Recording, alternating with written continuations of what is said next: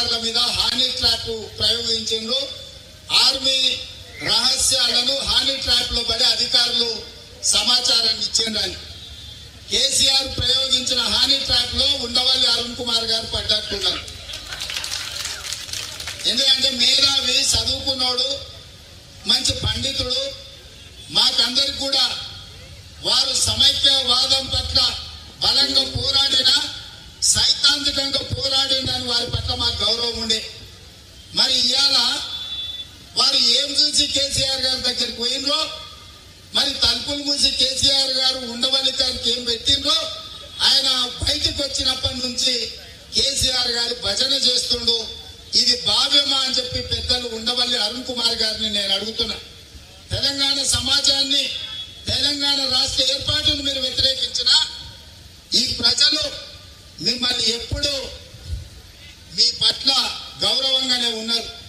కానీ ఇవాళ మీరు కేసీఆర్ కలవడం ద్వారా తెలంగాణ ప్రజల్ని మీరు అవమానించారు.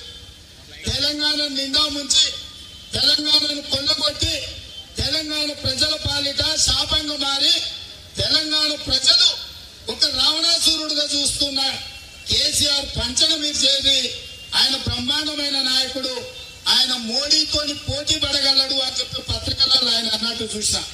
నేను అడుగుతున్నా, మోడీతోని పోటీ పడేటోడైతే మరి మోడీ పదే పదే ఇక్కడికి వచ్చి కేసీఆర్ కుటుంబం వేల కోట్ల రూపాయలకు దోపిడీకి పాల్పడ్డారు అన్నారు.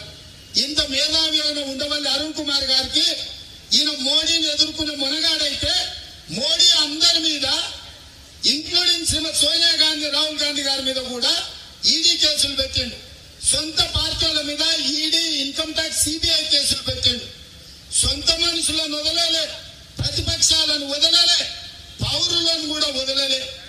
మరి 8 ఏళ్ల కేసీఆర్ మీద ఈగ కూడా బాగుంటలేదంటే ఈ చిన్న లాజిక్ ఉండవల్లి అరుణ్ కుమార్ గారికి అర్థం కాలేదా? మరి ఈ చిన్న లాజిక్ ను అర్థం చేసుకుంటే, ఉండవల్లి అరుణ్ కుమార్ గారికి కేసీఆర్ గారు మోడీ యొక్క అనుబంధము, ఫెవికాల్ బంధం స్పష్టంగా అర్థమవుతుంది. అదేవిధంగా నేను కేసీఆర్ అడగదలుచుకున్నాను, నీకు సిగ్గు, శరం, లజ్జ ఏమని ఉందా అని, చీము నెత్తురేమని ఉందా అని కూడా నేను కేసీఆర్ అడగదలుచుకున్నాను. మానవ జన్మ, మనిషికో మాట, పశువుకో దెబ్బ అన్నారు. నీకు తల్లి కూడా చెప్పారు తెలంగాణ ప్రజలు ఈ మధ్య కాలంలో. ఆడెవడో మీ మంత్రి పోతే మీరు పూర్తిగా బజార్ బతుకులు అయిపోయినాయి. విభజన మీద ఉండవల్లి అరుణ్ కుమార్ గారు 2 పుస్తకాలు రాశారు. విభజన కథ అని. వెనకాల ఏం రాసిండు ఆయన అంటే, ముందు మాట వెనక మాట, విభజననే తప్పు, బిల్లే పాస్ కాలేదు, నేను సుప్రీంకోర్టులో కేసు వేసిన, కేసు ఎప్పుడు వచ్చినా తెలంగాణ రాష్ట్ర విభజనను తప్పు పడతారు, మళ్ళీ 2 రాష్ట్రాలను కలిపి ఆంధ్రప్రదేశ్కి ఏర్పడతారని బలంగా ఉండవల్లి అరుణ్ కుమార్ గారు వాదించారు. ఇదే కాదు, తెలంగాణ ఉద్యమకారులైన, తెలంగాణ బిల్లు పాస్ కావడంలో కీలక పాత్ర పోషించిన జైపాల్ రెడ్డి గారిని, పొన్నం ప్రభాకర్ గారిని వారి కించపరుస్తూ మాట్లాడటమే కాకుండా తెలంగాణ ఉద్యమకారులను, ప్రజాకారులను అవమానించారు. తెలంగాణ సమాజాన్ని కరడుగట్టిన రజాకర్లను అవమానించిన ఉండవల్లి అరుణ్ కుమార్ గారిని ప్రగతి భవన్ కు పిలిచి పంచపక్ష ప్రమాణాలతో భోజనం పెట్టి పప్పు నెయ్యి వడ్డించి సత్కరించిందంటే అసలు కేసీఆర్ ఎంత నీచుడో ఒక్కసారి ఆలోచన చేయండి. ఇవాళ స్వార్థం కోసమో, దోసుకున్న సొమ్మును కాపాడడం కోసమో నరేంద్ర మోడీ గారు ఇచ్చిన ఎజెండాను అమలు చేసి బీజేపీ యొక్క వ్యతిరేక ఓటును ఇట్లాంటి కుట్రలు కుతంత్రాలతో చీల్చి 3వసారి మోడీని గెలిపించడానికి పన్నాగాలు పన్నుతున్నట్టుగా కనిపిస్తుంది. ఇవాళ ఆయన ఏ పార్టీ పెట్టినా ఉన్న పార్టీతో పోటీ చేయలేదా?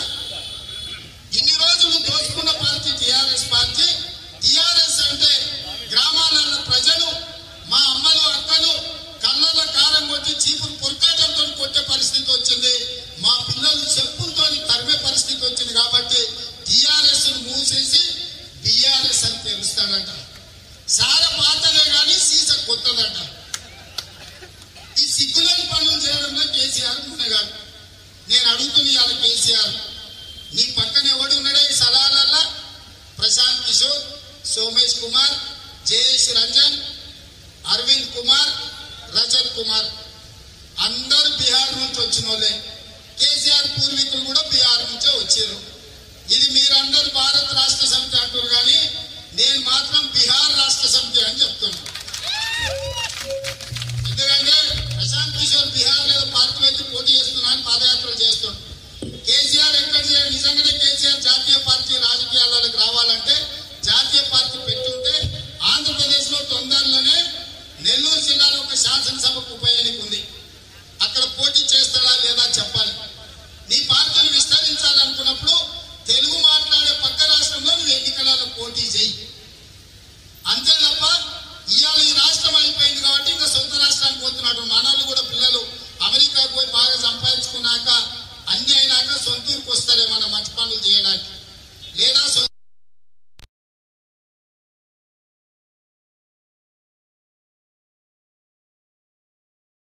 పూర్వీకులైన బీహార్లో పోయి పెత్తనం చెలాయించాలనుకొని బీఆర్ఎస్ పెట్టినట్టున్నాడు. ఎందుకంటే బీహార్లో పోయి టీఆర్ఎస్ అంటే ఒకటి ఏడు కదా, అందుకోగానే బీహార్ రాష్ట్ర సమితి పెట్టుకున్నట్టు కనిపిస్తుంది. ఇట్లాంటి చిల్లర మల్లర ట్రిక్కులు చెలవు, ఇట్లాంటి చిల్లర మల్లర ప్రయత్నాలు వారు ఉపసంహరించుకోవాలి. ఎందుకంటే మనం ఊర్లలో చూస్తాం రిన్సప్ బట్టలు ఉట్టుకునేది చాలా బాగుంటది, సేమ్ అట్లనే తయారు చేసి రన్సప్ తో తెచ్చి అమ్ముతుంటారు. కేసీఆర్ కూడా జెండా కలర్ సేమ్ ఉంటదంట, కారు గుర్తే ఉంటదంట, రాత కూడా అట్లనే ఉంటదంట, ఓనర్ గిట్లనే ఉంటాడంట, ఆయన కొడుకే పెత్తనం చెలాయిస్తాడంట. టీఆర్ఎస్ బదులు బీఆర్ఎస్ అని ఉంటదంట. రిన్సప్ బదులు రన్సప్ అని పెట్టి ఊర్లలో మోసం చేసుకోవడం లాగానే ఉంది కేసీఆర్ వ్యవహారం. కాబట్టి ఇవన్నీ కూడా ఎవడు ప్రజలు నమ్మడు. కేసీఆర్ కథ అంతా భాగవతం అంతా అందరికి అర్థమైంది. ఏది ఏమైనా ఉండవల్లి అరుణ్ కుమార్ గారిని కేసీఆర్ గారు కలవడం తెలంగాణ సమాజం సహించదు. అరుణ్ కుమార్ గారికి కూడా గౌరవం ఉన్నది, చదువుకున్న ఆయన మా తెలంగాణ రాష్ట్రాన్ని వ్యతిరేకించిన మాకు వారి పట్ల కోపం లేదు. కానీ కేసీఆర్ లాంటి ఇట్లాంటి దొంగలతో చేరితే ఆయనను కూడా దొంగగా తెలంగాణ సమాజం అనుకుంటుంది. కాబట్టి దయచేసి ఉండవల్లి అరుణ్ కుమార్ గారు మీరు అడ్డా మీద కూలీగా మారి కేసీఆర్కు సలహాలు ఇవ్వాలన్న ఆలోచన నుంచి మీరు వెనక్కి రాండి. తెలంగాణను వ్యతిరేకించిన వాళ్ళతో కేసీఆర్ జోడి కడితే మాత్రం తెలంగాణ సమాజం సహించదు. ఈ అంశాన్ని కూడా కేసీఆర్ గారు దృష్టిలో పెట్టుకోవాల్సిందిగా నేను విజ్ఞప్తి చేస్తున్నా. హాయ్ ఫ్రెండ్స్, మా టుడే టుమారో యూట్యూబ్ ఛానల్ చూస్తున్నందుకు చాలా థ్యాంక్స్. మరిన్ని లేటెస్ట్ వీడియోస్ కోసం వెంటనే సబ్స్క్రైబ్ చేయండి. అలాగే ఈ బెల్ ని కూడా రింగ్ చేసేయండి. మా నోటిఫికేషన్స్ అన్ని మీ మొబైల్లో వస్తాయి. అలాగే మా వీడియోస్ మీకు నచ్చితే లైక్ చేయండి, షేర్ చేయండి, నచ్చకపోతే కామెంట్ చేయండి.